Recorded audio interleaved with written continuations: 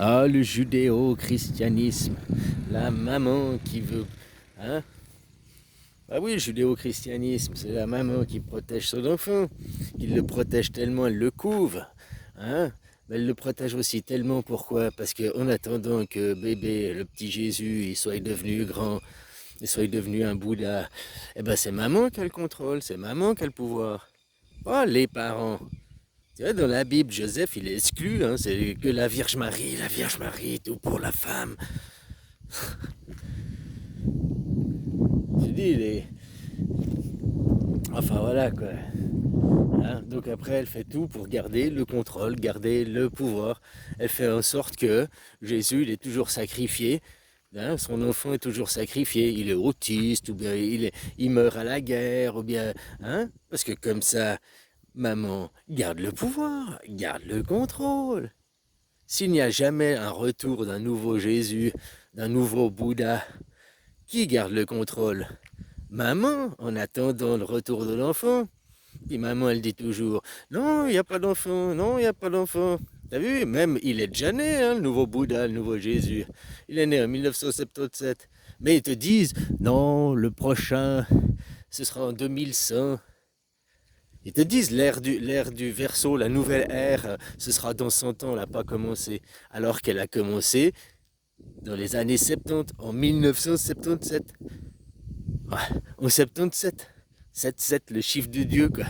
Le chiffre, tous ceux sur la planète hein, qui sont nés entre 76 et 77, on a tous reçu un programme, en tout cas dans les pays judéo-chrétiens, on a tous reçu un programme scolaire différent des années avant et des années après. On a tous été formés en électrons libres, on a tous reçu une éducation différente. Je pense que ça se reproduit tous les 100 ans, quoi. À 99 ans, et puis 2 générations, tu les inverses. Ça fait les électrons libres, quoi.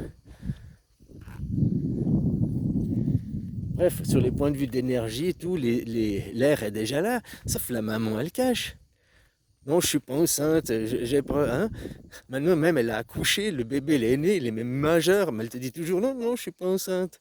Parce que déjà de dire que le bébé est là, elle va perdre du pouvoir, elle va perdre de l'attention, parce que toute l'attention va plus être tournée vers la maman, vers la reine, mais vers le petit prince, le petit Jésus, hein. Et puis le petit Jésus, il va grandir, et moi, maman, elle va garder son pouvoir. Plus son pouvoir va se dissiper. Le judéo-christianisme, Judas, ils ont le contrôle, oui, maman a le contrôle, en attendant que l'enfant soit errant. Mais le judaïsme veut surtout pas perdre le contrôle. Regarde ce qu'ils font, quoi. Ils font les pires abominations sur la planète, quoi. Même à nier l'existence, à nier l'arrivée du renouveau, quoi. À cacher, quoi. C'est exactement ça la situation actuelle. Hein. Il y a déjà un nouveau Jésus, il y a déjà le Bouddha et tout, il a déjà rené, mais il vous est toujours caché au grand public, à vous. Parce que le révélé, c'est l'effondrement du monothéisme, hein, puisque c'est le polythéisme qui va prendre le dessus, quoi.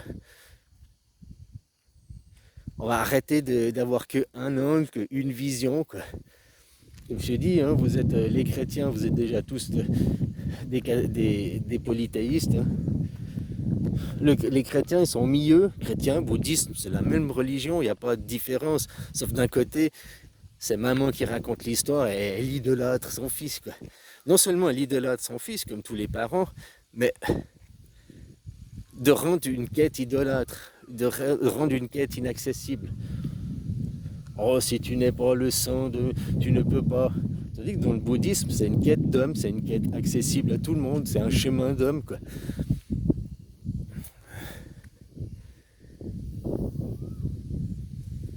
Voilà quoi, pourquoi ils veulent aussi pas lâcher. Parce que lâcher, avouer qu'il y a un nouveau Bouddha, bah, ils perdent leur pouvoir. Plus personne va... Ils vont pas être dénigrés, mais la roue tourne, quoi, comme on dit. Hein? Puis eux, ils veulent pas lâcher. Ils veulent pas lâcher le morceau. Non, c'est moi, c'est moi. La majorité, non, c'est pas 18, on va le faire majorité à 20 ans, à 21, majorité à 40 ans, majorité après la mort. tellement qu'ils veulent garder le pouvoir, quoi, le côté féminin. Hein. La femme, c'est la terre. L'homme, c'est les gènes. L'homme amène les gènes. Maintenant, point de vue biologique, l'homme, il a les paires testicules. Mais point de vue de l'enfant, des fois, l'homme, c'est la femme. Et des fois, la femme, c'est l'homme. C'est-à-dire que pour ça, pour savoir qui est ton père et qui est ta mère, tu te regardes dans un miroir. À qui tu ressembles? Tu ressembles à ton père ou tu ressembles à ta mère? C'est-à-dire que on ressemble un petit peu aux deux, hein. On prend jamais, t'es jamais 100% commun ou hein, mais c'est 55%. T'es 55% plus ton père ou 55% plus ta mère. Tu viens du côté de la famille de ta maman ou de la famille de ton papa. Voilà.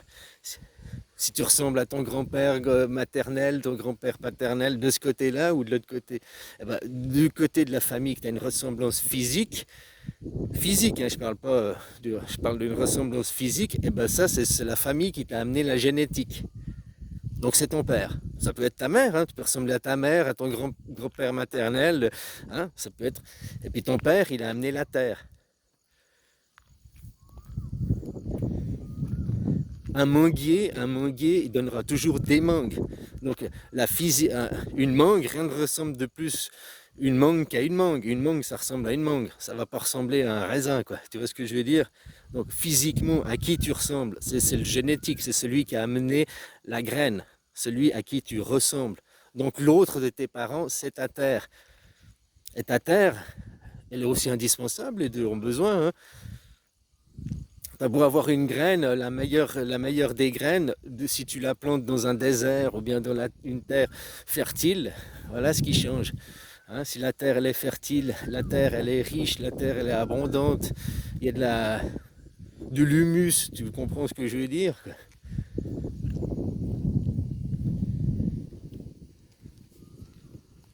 Donc voilà quoi.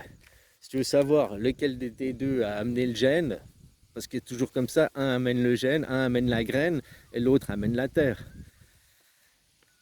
Maintenant, lequel des deux, des fois, c'est pas forcément ton père qui a amené la graine. Lui, il a peut-être, avec sa graine, déposé la terre. Puis ta mère, de son ovaire, c'était la graine. Hein? À qui tu ressembles? Voilà, un manguier ressemblera à un manguier. Après, si tu as pu te développer à être un bon manguier à cet endroit-là, c'est parce que tu avais une bonne terre, tu n'étais pas dans un désert. Tu as une terre, je sais pas pour les manguiers ce qu'il faut, argileuse ou bien sablonneuse ou bien... Hein. Les deux sont importants, les deux, mais si toi tu veux savoir pour ton arbre généalogique de qui tu viens, ah, je viens de ma mère. Ah, mais ta mère, c'est des pommiers. Et toi, tu es un oranger. Donc, non, ta famille, ton origine, c'est ton père. Vu que tu es un oranger. Tu vois ce que je veux dire? À qui tu ressembles? Celui que tu ressembles physiquement, c'est celui qui a amené la graine. Celui que tu ressembles pas physiquement, c'est celui qui a amené la terre.